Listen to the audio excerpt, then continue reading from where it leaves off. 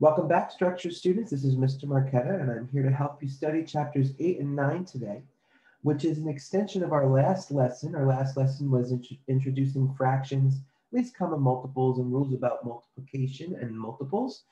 We're going to do some applications of that now, and we're going to focus on quantitative analysis with multiplication, and we're going to use ratio and comparing ratios as our primary application and enrichment associated with fractions. First, let's talk about this important expression, multiplicative comparison. Let's talk about what a multiplicative comparison is. First, let's think about what a comparison is. So comparison means I have two things in our math world. It's going to be two quantities, and we're comparing them, meaning we're seeing what they have in common and what they don't have in common. We're seeing how they're related, what connection do they have. That's what a comparison is. Multiplicative comparison is just that. It's a comparison that's specifically with regard to multiplication. So let's read through our definition now. Given two quantities, whenever we want to determine how many times as large one of them is as the other one, we do a multiplicative comparison of the two quantities. So whenever we want to determine the difference between one of the quantities and the other one, we do an additive comparison of the two quantities. So we have two different kinds of comparisons we're going to talk about today, multiplicative and additive. And if we're trying to compare with multiplicative, we're saying things like, my salary is half as much as your salary, or my salary is 3 times as much as your salary, or the things where I have this much as much as you, or this quantity is however many times as much as another quantity. That's how you know you're looking at a multiplicative comparison. We also have the additive comparison, which is when you talk about the difference. I have $10 more than you in my wallet. I have 5 minutes less than you do to finish this assignment. When you talk about more and less, now you're talking about two things that are being compared with addition, and we call that the additive comparison. Once again, the big secret in math is adding and subtracting are the same thing. And multiplying and dividing are the same thing. So there's evidence of that here as well, my friends. Like, for example, in multiplicative comparison, sometimes you say things like it's twice as large. Sometimes you say things like it's half as large, or it's 2/3 as large. Bringing fractions into the story implies division. And it also works with additive comparisons. You could say more or less, and they both represent additive comparisons. Okay, so knowing what comparisons are and now applying it to the idea of that's the noun and here comes the adjective is multiplicative or additive, then we kind of have a good grasp on what we're thinking here. And now we're going to look at a couple of different word problems and we're going to think about, are they representing a multiplicative or an additive comparison? So here's the first example in our chapter 8.1. On page 159, it tells you the diving towers you see in competitions have platforms over the pool at 10 meters, 7.5 meters, and 5 meters. So there's a couple of ways that you could compare these figures. Let's talk about how you would compare these numbers with regard to multiplication and multiplicative comparisons. The highest platform is 2 times as high as the lowest platform. In other words, 10 is twice as large as 5. Here's another great multiplicative comparison that comes along with this scenario. The multiplicative comparison of the height of the lowest platform to the height of the highest platform is 1 to 2 or 1/2. So now you're looking at it as a ratio or a fraction, and you're kind of going in the opposite direction. And something interesting about the multiplicative comparison is that you can always say it in both of those ways. You could always take one quantity and say it's twice as large as the other, or you could take the other quantity and say it's half as large as the first. There's always a way to find out what the other figure would be when you're going in the opposite direction with the comparison, and that way is, of course, the reciprocal. So if this is 3/2 as large as my quantity, then my quantity is 2/3 as large as that quantity, and it's the reciprocal that comes into play when you're talking about multiplicative comparisons, okay? So once again, for example 1, we have a couple of measurements there, and we're trying to make comparisons based on the measurements. We can say a multiplicative comparison in 2 different ways. We could say the largest platform is twice as large as the smallest. You could say the smallest is half as large as the biggest. You could say other things like the middle one is 75% of the big one, or the middle one is 3/4 of the big one. You could also say that the big one is 4/3 of the small one, and you can go backwards and forwards with that In the same way, and as you can see with 10 and 5, it's a very clear comparison. With 7.5 and 10, it may be a little bit implicit, but at least as adults and as teachers in the school, we understand that 7.5 is representing 3/4 of 10, and how that can be turned around to say 10 is representing 4/3 of 7.5 and so on. Okay, so that's what you need to know, guys, about the multiplicative comparison. Now let's look at this example through the eyes of the additive comparison. In making an additive comparison, we'd say that the height of the highest platform is 5 meters more than the height of the lowest platform. See the difference? Because if it was a multiplicative comparison, I'd say the highest one is twice as large as the smallest one. Here we're saying the highest one is 5 meters more than the smallest one. So we're talking about not a doubling or a tripling or a number of times as many. We're instead talking about a specific difference and how much one thing is greater than the other thing. In the same way that there's two ways to say multiplicative comparisons, there's always two ways to say additive comparisons. So you could say the highest board is 5 meters more than the smallest board, and likewise the smallest board is 5 meters less than the higher board. So see how the comparisons work. A multiplicative comparison can be told in two different ways, i.e. with multiplication or division concepts, and the additive comparison also can be expressed in those two different ways associated with addition, which is adding and subtracting. Let's keep this going. Let's do this for another case. Now we have a city that is expected to grow from 100,000 people to 125,000 people. Think about that. What kind of multiplicative comparison can you make? What kind of additive comparison can you make? Looking at this question, it may be a little bit easier to first think of what the additive comparison is, and at least get that part done, because that's less challenging than trying to figure out what the multiplicative comparison is. One easy way to do this is to start by trying to figure out what that would be like if it was a fraction and I reduced it. 100,000 and 125,000.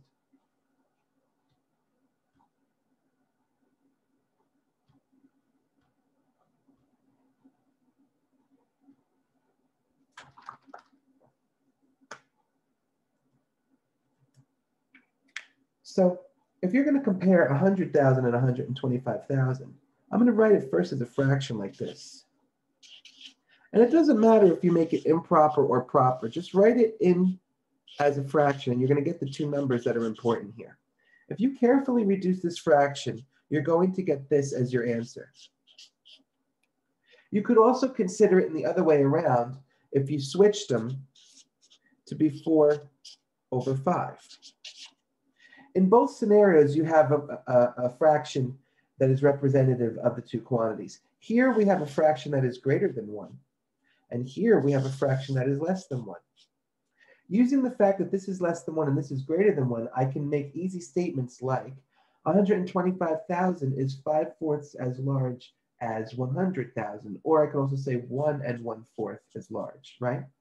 I could also say 100,000 is 4/5 as large as 125,000. The easiest way to figure out that multiplicative comparison is to take the two figures and write them as a fraction and attempt to reduce them like a ratio.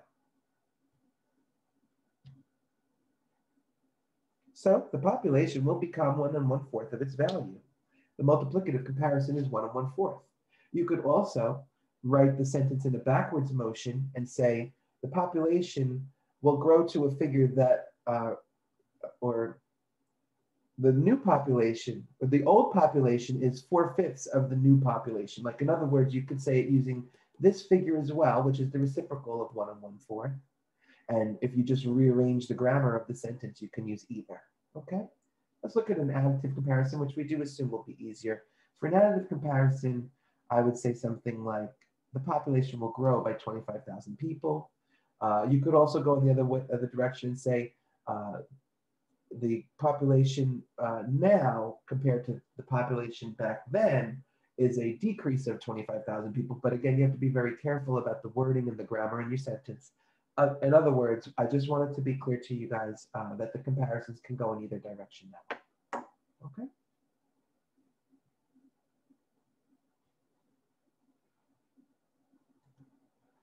Here's another comparison to discuss. Does the population increase from 1,000? Does the population increase from 1,000 to 2,000 people have the same impact as a community for an increase of 100,000 to 101,000 people. Explain. So what are we talking about here? What's the point of that? Well, I want you to think about something that we like to call the law of large numbers. And you may not have heard of that before, but that's something that does appear in statistics classes.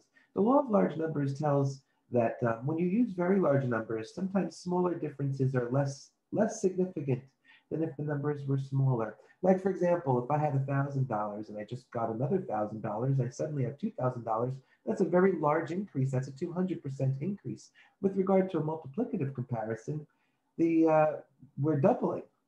But if you think about someone who has $100,000 and then they get another 1,000, even though to us $1,000 is a lot of money, to that person it's not quite a lot of money. And that's the idea: is that if you think of the additive connection between them and the additive comparison, it's 1,000, just like the first case, but it's only 1% increase. It's not 1,000%, 100% increase. It's only 1% increase. So looking at a population in this regard with these kinds of comparisons, you have to make a choice about what's the most appropriate comparison to try to answer questions. Like, for example, what kind of impact will it happen on? Will it have on social, economic, etc. Lifestyles, the way people live, shopping, the foods that are available, career opportunities that are available, all of the different things that are associated with civilization and being in a society. If it's in a society of only 1,000 people or a population of only 1,000 people, for it to grow from 1,000 to 2,000 might overwork the society. There might not be enough for it to deal with that. But if we have a city that's something of a metropolis, a large city, where we have 100,000 people, another 1,000 people coming in, it will affect the city, don't get me wrong, but it won't affect it in the same way that it would affect a city that only has 1,000.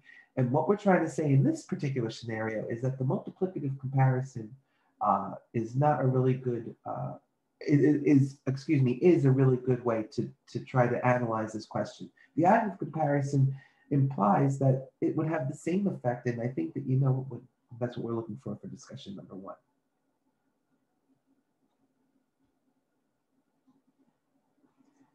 So we make both comparisons, the multiplicative and the additive comparisons. And we just discussed what kind of growth would happen in an informal conversation. Explain why the two comparisons are most appropriate to use when considering these implications. In other words, it is important to always explore both comparisons. Sometimes one is better than the other. So I hope this is helping you guys understand the difference between multiplicative and additive comparisons. We have a couple more activities that we want to talk about and go through that are in our textbook so that we have a really solid grasp on this. I want this to be one of the easier things you learn in our class. And it is a really strong piece of teaching the lower grades, knowing the differences between these kinds of comparisons, okay? So let's talk about Jackie and her friend Yolanda here. Jackie invested $20 in her bank, and 3 months later, she received $40 back.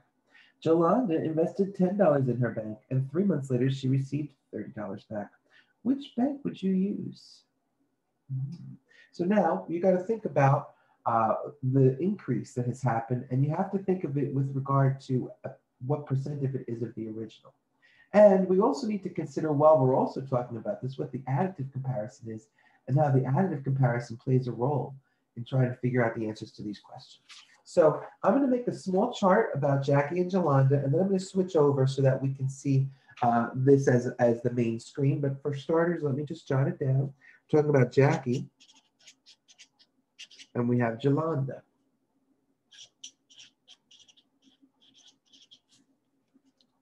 Okay, so our two bankers, Jackie and Yolanda, made some investments. Jackie invested 20.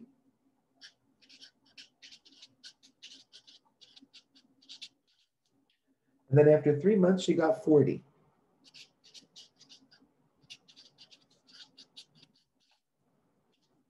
For Yolanda, she invested 10. And after 3 months, she got 30.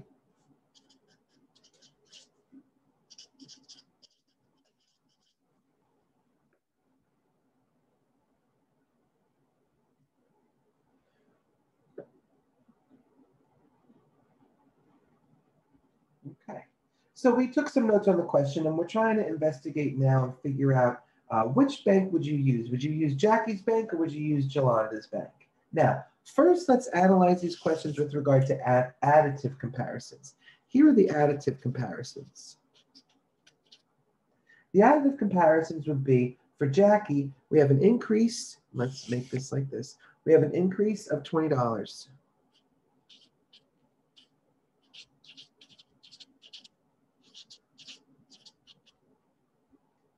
For Jolanda, we also have the same increase, $20.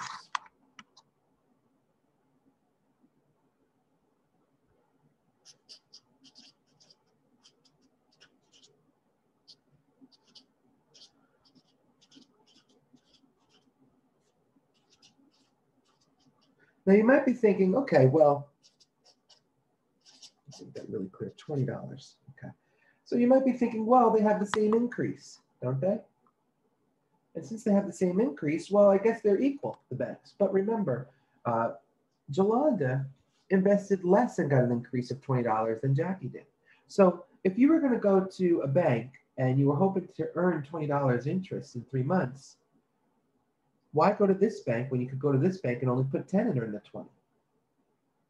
Notice that it was for 3 months for both of them. So I don't need to divide anything by 3 or think about 3. The fact that that said that both of them invested for 3 months is one of those things that's supposed to be discarded because it's irrelevant. If we did it instead now with a multiplicative, and I'm just going to write mult, we could say we've doubled. We could also think of it like it's 200%. Here, we've tripled.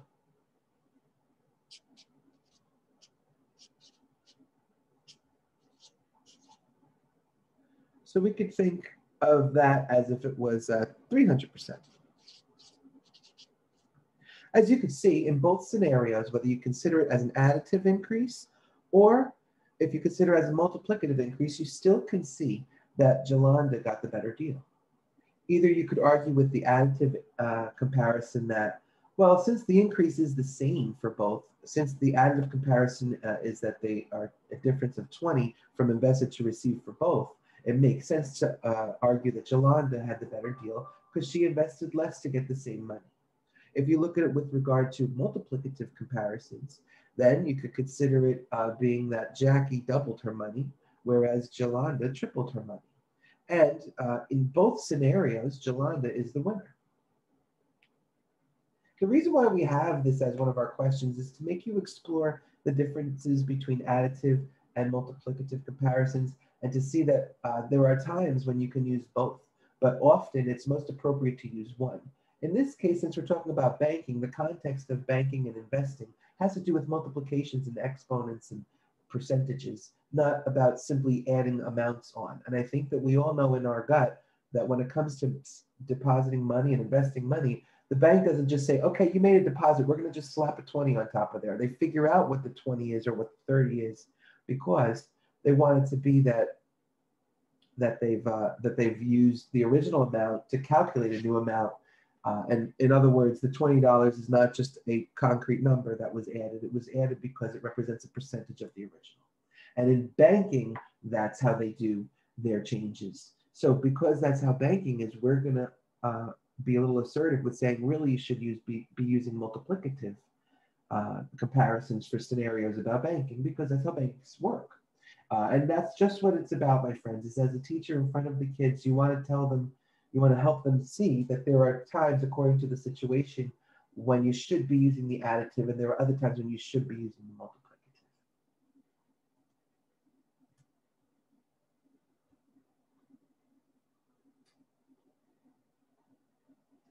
So we basically did just what it says here, explain which of the two comparisons are most appropriate, select the bank you would use. Again, we said Jolanda is the one. Jolanda's bank is better, and because of the nature of how banks work, we're going to use multiplication for that. Now, that was chapter 8, and the next couple of slides we're going to talk about are chapter 9, chapter 9.1 and 9.2, where we start delving into ratios. I'm going to take a short break here. We're going to come back in 15 minutes. And when we return, we'll begin our exploration of ratios. I sure do appreciate your attention to my lesson, my friends. We'll take a short break right now. And we are expected to return back to class at 8:47.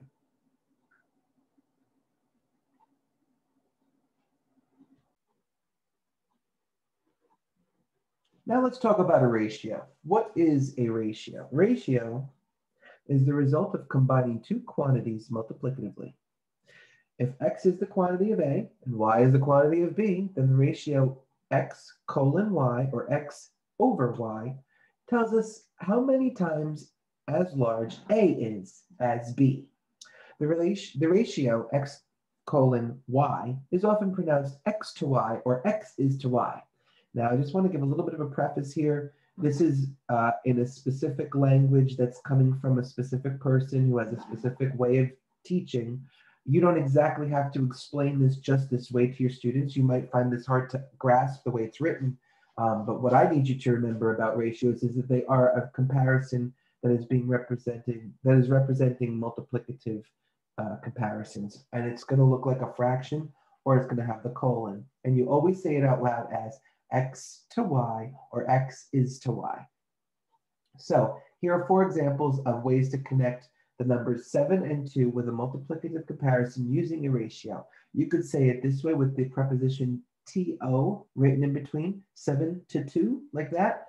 Or you could say it using specific units like meters and seconds, or parts of milk and parts of flour, whatever. But here we have 7 meters in 2 seconds, 7 meters for every 2 seconds, 7 parts of flour to 2 parts milk. And then we have 7 colon 2, which we're supposed to read out loud simply as 7 to 2. So let's go ahead and jump into discussion number 1. A new housing subdivision offers rectangular lots of 3 different sizes, and we have 3 sets of dimensions here to look at that represent rectangular lots. If you were able to view these lots from above, which would appear most nearly square? Which would appear to be least square? Explain your answers. So a question like this is going to require that we have a solid grasp on what a square is, and specifically that one important property of a square, that all of the sides are equal in a square. And what we need to figure out is looking at these 3 sets of dimensions here for rectangular lots, which one of them looks least square? One way to do it is to simply draw it. Problem is, to draw something with this scale, we're talking about very large lots. You might want to change it to centimeters or something and draw a couple of images if it helps. But we're hoping that the student will instead notice that the point of it is that the dimensions should be almost the same. And if you subtract the dimensions, the subtraction or difference that is the least represents the figure that is the square, or that is closest to the square. So how can you quantify squareness? It's arguable that A is the most square and that C is the least square. And the reason why is because of the difference in dimensions. Before we carry on to this next question, let's just revisit that one more time and talk about that. Think about the difference between 75 and 144. If you subtract them, you're going to get 39. Think about the difference between 185 and 245. If you subtract them, you're going to get 60. A change from 39 to 60. That's the additive comparison. Some students might argue that instead, it should be 455 to 508 in different ways and different reasons, using multiplicative comparisons and talking about how one number is less than the other in other situations. In this case, when it comes to what a square is, it's a little deeper than usual, but we're trying to talk about how we're expecting for the difference between the length and width to be at its minimum.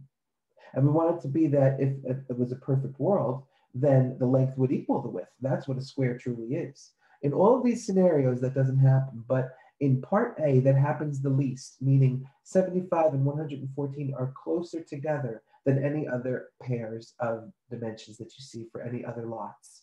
And that's why we're choosing A. Further, we're choosing C as the least square because it represents the greatest difference in dimensions. Students might not see that up front because when it comes to dimensions, they think of multiplication, especially considering we're thinking about area a lot here. But remember that it's a little bit of a deeper question. It's about what does it mean to be square, or what is squareness? You're making the students think outside the box a little bit, and we're trying to stretch a little bit to make them think in a deeper way to answer questions about squareness, and that's reasoning. So again, A is our best answer for the thing that is the most square. Now, in Japan, indoor skiing is very popular. Ski slopes are built on very large indoor arenas and covered with a plastic fiber that simulates packed snow. In one arena, there are 3 ski slopes. Suppose you have measurements on each of the 3 slopes that tell you the length and the base, the length of the base and the width of the base, and also the height of the slope. How could you decide which of the 3 slopes is most steep or least steep? Okay, well, what are the measurements they're giving us? Let's look very closely there. We're going to give you the length of the base. We're going to give you the width of the base, and we're also going to give you the height of the slope. Do we need to know the width of the base? In other words, how many people can ski down the slope at once, the width of it? Can I fit 2 people skiing down it? Can I fit a family of 10 people skiing down it? Well, that's not going to help when we talk about how steep it is. That's not going to be part of the measurements that we're going to consult and consider trying to answer the question about how steep is the slope. Instead, what we need to know about how steep the slope is how tall the slope is and how long the base is, so that we can think of it as something of a triangle to see what that hypotenuse would have. So in this case, slope represents ratio sense in geometry, and we're not going to need the width of the base at all. We're only going to need the length and the height. Now, proportion is the next step after the ratio lessons is proportion. Proportion is when you have 2 ratios and you write an equal sign between them. 2 quantities are said to be proportional if they are 2 ratios that are equal. Because we have proportions to solve, we're going to use a couple of different words here, and some new terminology comes into play to make it clear how to answer questions associated with proportions. The first important thing I want you to learn about, my friends, is something we like to call a missing value problem. A missing value problem is a proportional statement in which one of the 4 values is missing. So here's what we're talking about when it comes to a proportional statement where something is missing, meaning a missing value problem. One of the things that students like to do in algebra class that is one of the easier things that they kind of like to rely and fall back on a lot is the idea of cross multiply. So for example, if I gave you an equation looking like this, which doesn't have a very nice answer, it'll be a decimal answer or a fractional answer. If I gave you a question like that, you would know to go right in with cross multiplying, meaning thinking about 2 times x and thinking about 3 times 7 and see what you get by solving that equation. Now, that's called cross multiply. This question right here is called a missing value problem because we have 4 values here and one of them is missing. The other 3 kinds of missing value problems have the missing value here, here, and here. So here's one case. Maybe you have something like this. Here's another case. And then, of course, you have something like this. And then the last one will be where x is in the bottom. Oh, I shouldn't have put that one there. Okay, so for example, here, this one's missing. Here, this one is missing. Here, this one is missing. Here, this one is missing. Here. And what it represents is missing value problems if one of the 4 quantities is missing.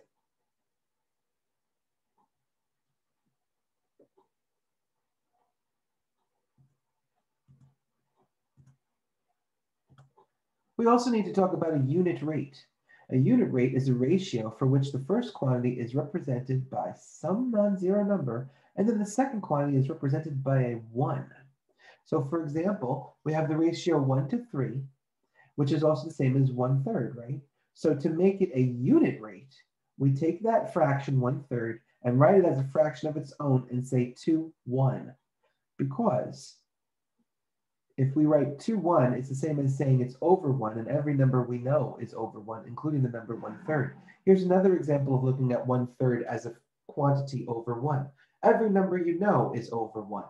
So what is the unit rate? The unit rate is when you take a ratio and you condense it into a fraction, and then simply write right after it :1, meaning this quantity to 1.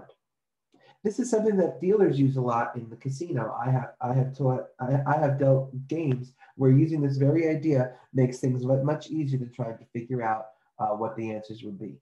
For example, if you're dealing blackjack and your player gets blackjack, they're entitled to 1.5 what their bet was. So for a basic example, let's say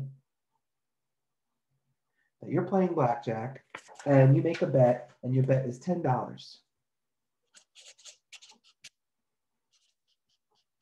Let's say you get very lucky and you get blackjack. You're supposed to win 3-2. And it says on every blackjack table, blackjack pays 3-2. It doesn't say blackjack pays 150% of your bet or 1.5 of your bet. It says in ratio form, blackjack pays 3-2. I could look at this 10 and think, how can I think of that as 2? It's like it's 2 5s, so I should give 3 5s, and the answer is 15. And in all actuality, the winnings will be $15. You could do that by using a missing value problem. In other words, 3 is to be compared to 2. In the same way, what winnings will be compared to the bet of $10? If you go through this work and do cross multiply, you're going to get 3 times 10 equals 2x. And that does reduce down to, of course, x equals 15. But if you use the unit rate instead, the unit rate says 3 2s to 1. This is the unit rate associated with this scenario. And if we want, we can change 3 2s to 1 into 1.5 to 1, which tells you that whatever that 1 was, you do 1.5 of it. So $10 is going to win $15. $20 will win $30. $100 will win $150, and so on. It's easier to think about $100 times 1.5 than to think of $100 as a pair of equal quantities and then take 3 of those equal quantities and add them up and wind up with 150. Right here, this idea of unit rate comes up often, especially in gaming, and I've used it a lot myself, dealing craps and other things. The ratios are far more complicated than this in dice and craps. For example, if you want to bet on the number 6, it would pay 7 to 6 as a ratio. A lot of people look at 7 to 6 and immediately go cross-eyed and get very confused and uncomfortable. But if the bet is $60, you're going to win $70. It's 1 1/6. And knowing that I could think of it instead of 7 to 6, making it 7/6 to 1, helps us to be able to get quicker answers. And as a teacher, when you're trying to help students understand multiplicative comparisons using ratios, it's going to help you to think about ratios as unit ratios instead of what the original ratios were. 3 to 2 is harder to digest than 1.5 of it. Okay? So in the case 1 to 3, we could say 1 to 3 is the same as 1/3 to 1. We could say it's like 1/3 over 1. Also, we have some more words here we have to get through and be comfortable with. There's equal fractions or equal ratios. Equal fractions and equal ratios look like this, meaning if you think about algebra and the ends here, you could of course cancel them out. And this idea does come up a lot in arithmetic. A fraction can be either expanded or reduced with this idea. For example, 1/3 is 1 million over 3 million in the case that n is a million. And likewise, if I said 50 over 75, I could take each of those and multiply them by 1/25 and let n be something smaller than 1, and I would get my 2/3 out. The point we're trying to make is you could take any fraction and expand it or contrast it as much as you want by any factor, as long as you do it to the top and the bottom. And in ratio form, that turns out looking like this. X to y is the same as nx to ny. And that will come up in different cases when you're trying to study and explore these multiplicative comparisons. The last idea here is what is a rate? And a rate is simply a ratio of quantities that change without changing the value of the ratio. That's one way to say it. Another way to say it, if you were in a business classes, a rate is something that it represents a percentage. Rate is something you can look up in the dictionary. Again, you don't have to follow Judith Souther's exact description of every single thing that's written here. It might not necessarily ring true when you're trying to grasp it or when your kids are. Find a way to express rate in general as another representation of ratio when you're explaining it to your kids. So let's take a look at example number 2 now, okay?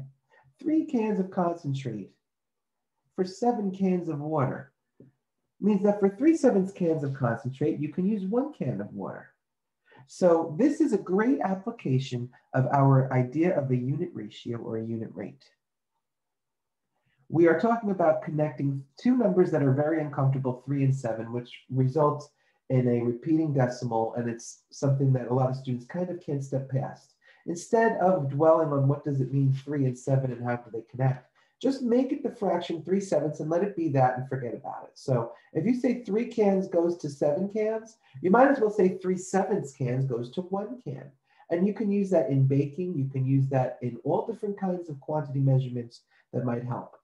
So if you need 12 cans of water, you can simply multiply it by 3/7 and you'll get the answer.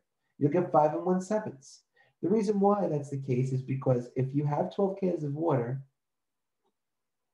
you can make that the denominator and make x the numerator and create a missing value problem associated with it. So let's see what that would look like. If I have a unit ratio that says 3/7 to 1 is equal to, and then that's 1 can of water. The 12 cans of water also goes on the bottom. And now I'm looking for this. Cross multiply says 1x equals 12 times 3/7, which is why the unit ratio is such a strong thing. I wouldn't just jump ahead and always assume you can just multiply and get your answer. I would still write out this structure to confirm that I do in fact need to multiply this by this. It might be a different case because this time they're telling you the cans. Maybe they weren't telling you the cans, maybe they were telling you the concentrate. If they tell you the concentrate, make sure you put that up here and put x down here and follow through with the missing value problem using your cross multiply methodology there. Okay, guys? Here's another great example that has to do with the expanding and reducing of ratios that way. In this example, 3/7 equals x over 12. Ratios can be expressed by equal ratios using the same entries. So some students are going to look at this in a different way. And they're going to see the 3 and the 7 and the 12, and they're going to kind of connect them in a different way. Starting with the unit ratio works there, but also this ratio works there. 3 concentrate to 7 water, and I'll put little abbreviations there to make it clear again, is the same as how much concentrate to 12 cans of water, right, is what we're thinking about. Now, if we take the letters out and we look at them and we take a step back from it, you'll see that there's a way to add things to it to make it a little bit easier. Let's start with a fresh concept here, where I have 3 over 7. I don't think I have enough room for it here. Let me put it down here. 3 over 7. And then we have x over 12. If these are equal, then I'm going to show you a funny, interesting trick that students are going to use, and you're going to say, wow, I didn't even know you could do that, but it works. Since 7 and 12 are on the bottom in both cases here, why not make this times 12 and this times 12? And why not make this times x? Oh, wait a minute. No, make this times 7 and make this times 7. Now, why would I do that? Well, if I do that, as you can see, then these denominators become equal, don't they? Because of our commutative property. So you can do that.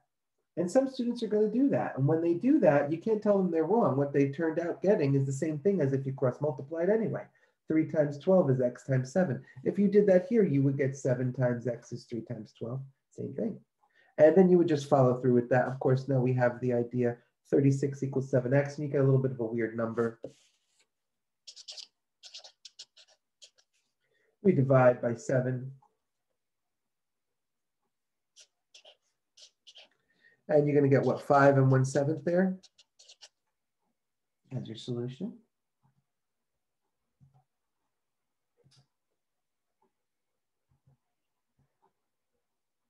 So I hope that makes sense, my friends. That's another great way that your kids are going to figure out how to solve proportional questions by just kind of like adding that other denominator on the top and bottom of this fraction and adding the other denominator from here, 7, onto the top and bottom of that fraction. You can do it that way as well. Okay, and so as you can see, if you just do it with cross multiply, which I know you learned a long time ago, again, you get the same answer, 36/7. Now, let's talk about a researcher studying the ways in which students think about and solve problems taught to students to make tables to show their thinking. In this case, you're going to practice making tables. And I am going to require that there is going to be an activity that's going to be posted very shortly. I'm almost done editing it from last year, where it has tables like this and where you have to explore and try to figure out answers using a table. This is a little tricky, and we will talk about this again when we get together next week on Tuesday. Because this is one of the things that's a little bit challenging. I'm going to introduce it to you today. I'm going to encourage you to try to work on it and try to get the answers out. But I wouldn't be surprised if you struggle a little bit with this the first time you see it. So I just want to warn you of that and try to help you a little bit with that. If 15 cupcakes cost $3.36, find the cost of 38 cupcakes. Now, if you were going to do this with our more advanced educated brains, we would go ahead and use a simple proportion here. We do cross multiply and get our answer quickly and easily. But we also want our students to have reasoning ability and to be able to use alternative methods to answer questions like this. So what we would do is have them make a table, and when they make the table, they would see a connection between 15 and $3.36, and then try to make alternative connections. So take a close look at the way this has been figured out. First, the student said, okay, I'm going to make a table that's about cupcakes, the cost, and then I'm going to make a little note about what it means. First of all, they tell me 15 cupcakes is $3.36. That was given. So you can see why the first row is written the way it is. Now, we're going to try to figure out what it looks like to get 38 cupcakes. The way that the children will go will be in all kinds of different directions, and all you really need to do is kind of just follow their logic and validate that their logic is appropriate. For example, this student made a conjecture that if 15 is $3.36, I guess that means 30 is $6.72. Why? Well, it's like times by 2. So you see that second row? You might be asking, why did the student figure out 30? Well, the student is escalating toward 38. They're trying to get to 38. Now look at the next one. Well, I can get 5 and 3. I can figure out 5 and 3. It's not that hard. I know I can get 5 if I take 30 divided by 6. Will give me 5. So let's take this number and divide it by 6, and we get $1.12. What did I do? I divided by 6. How can I figure out 3?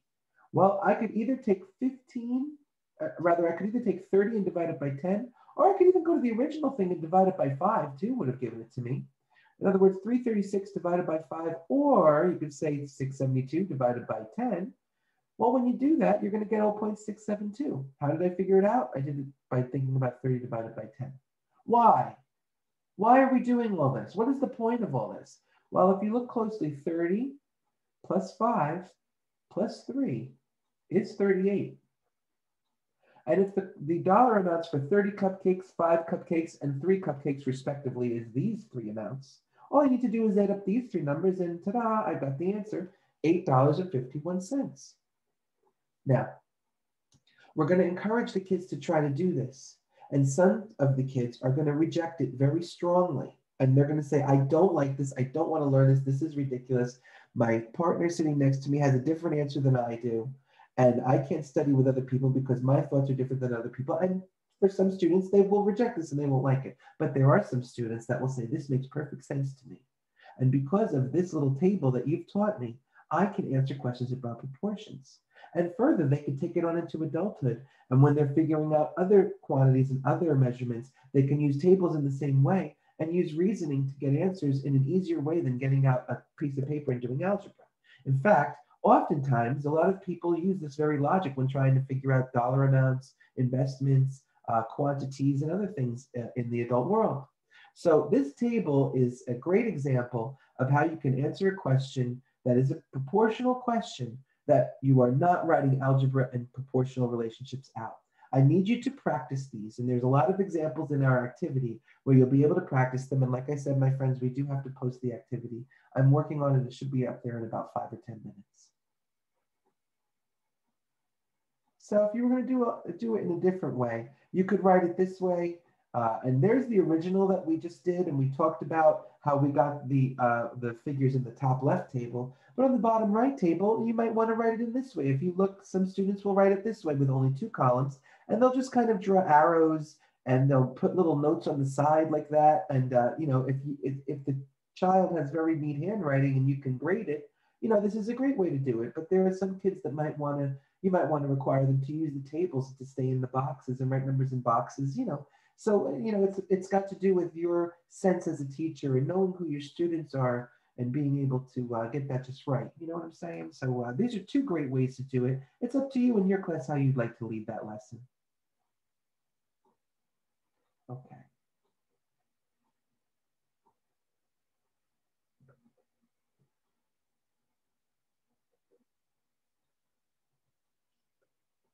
Okay, my friends, it's about time for us to dismiss now. I just want to mention there's a little error in this slide. Let's go back. Here it does say that there's a homework assignment. Please ignore that. This should not be there. I'm going to delete that out. Just act like that's not there. Your homework will be on WebAssign and that will be posted shortly today as well. So sorry about that. There is one slide in there from last year before we used online homework where I would have students do it in the textbook. So just please ignore that, okay? And on our next page, you'll see that there are activities associated with these questions, and we'll be asking you to do those. You know what, I'm looking at those, and I don't know if those are 100% correct either. Don't look at those either, guys. And I'm so sorry. I don't mean to confuse you that way. Let's close that way. So I just want to make it really clear.